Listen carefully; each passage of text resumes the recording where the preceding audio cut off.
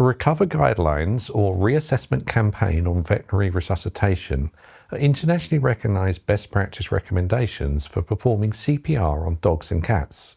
They were developed by hundreds of veterinary experts and are based on what the latest scientific evidence shows about what works best during cardiac arrest in animals.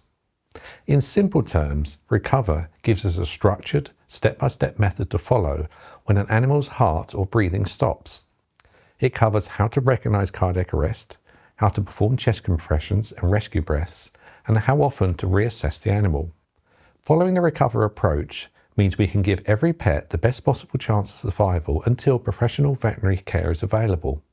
These are the same guidelines used in veterinary practices, and now we're using them in ProTrainings Pet First Aid training courses so that pet owners, groomers, kennel staff and breeders can perform CPR safely and effectively.